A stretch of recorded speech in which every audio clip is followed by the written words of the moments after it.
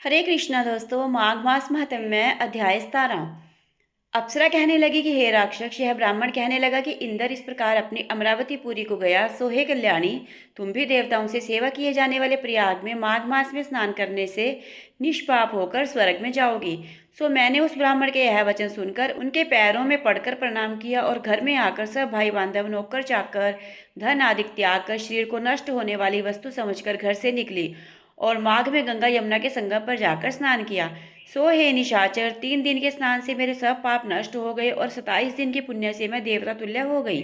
पार्वती जी की सखी होकर सुख से निवास करती हूँ, इसलिए मैं प्रयाग के महात्म्य को याद करके सब देवताओं के सहित माघ में प्रयाग स्नान करती हूँ। सो मैंने अपने यह सब वृतांत तुमसे कहा। तुम भी इस योनि में पड़ने और कुरूप होने का सब कारण कहो। तुम्हारी दाढ़ी और मूछें बहुत बड़ी बड़ी हो गई हैं और पार्वती की गुफा में वास करते हो।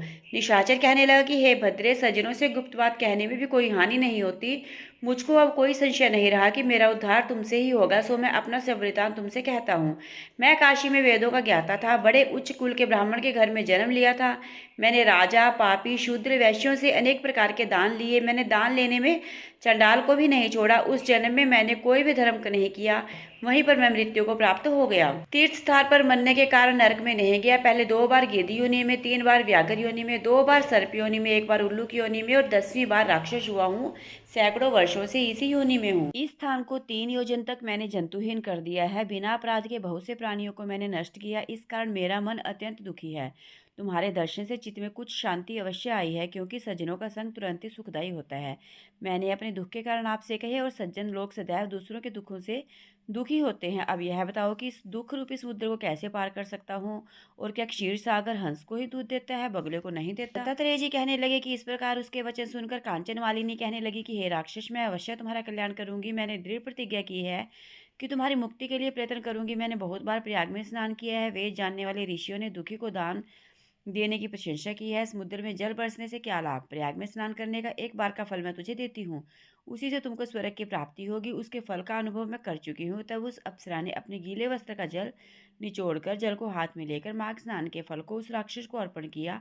उसी समय पुण्य प्राप्त कर वह राक्षसी शरीर को छोड़कर तेज में सूर्य के सदृश देवता रूप हो गया। आकाश में विमान पर चढ़कर उस अपनी कांति से चारों दिशाओं को प्रकाशित करता हुआ शोभायमान हुआ और कहने लगा कि ईश्वर ही जानता है तुमने कितना उपकार मुझ पर किया है। जब कृपया को शिक्षा दो जिससे मैं कभी पाप न करूं। अब मैं तुम्हारी आज्ञा पाकर स्वर्ग में जाऊंगा। तब कांचन मालिनी ने कहा कि सदैव धर्म की सेवा करो, काम रूपी शत्रु को जीतो, दूसरे के गुण दोषों का वर्णन मत करो, शिव और वसुदेव का पूजन करो, इस देह का मोह मत करो, पत्नी पुत्र धन आदि की ममता त्यागो, सत्य बोलो, वैराग्य भाव का धारण कर योगी बनो। मैंने तुम्हें यह धर्म से कई लक्षण कहे हैं। अब तुम देवता रूप होकर शीघ्र ही स्वर्ग को जाओ। दत्तात्रेय जी कहने लगे कि इस प्रकार गंधर्वों से शोभित हुए राक्षस कांचन मालिनी को नमस्कार करके स्वर्ग को गया। देवकन्याओं ने वहां आकर कांचन मालिनी पर पुष्पों की वर्षा की और प्रेम पूर्वक कहा कि तुमने इस राक्षस का उद्धार किया। इस दुष्ट के डर से कोई भी इस वन में प्रवेश नहीं करता था। अब हम निडर होकर विचरेंगे। इस प्रकार कांचन मालिनी उस राक्षस का उद्धार करके प्रेम पूर्वक देव कन्याओं से क्रीड़ा करते हुए शिवलोक को गई। तो दोस्तों, कैसी लगी आपको ये 17वें अध्याय की कथा? अगर अच्छी लगी तो प्लीज़ वीडियो को लाइक करें, चैनल को सब्सक्राइब करें, वीडियो को अपने सभी सोशल अकाउंट्स पर शेयर करें और बेल आइकन को दबाना मत भूलें। हरे कृष्णा, राधे राधे।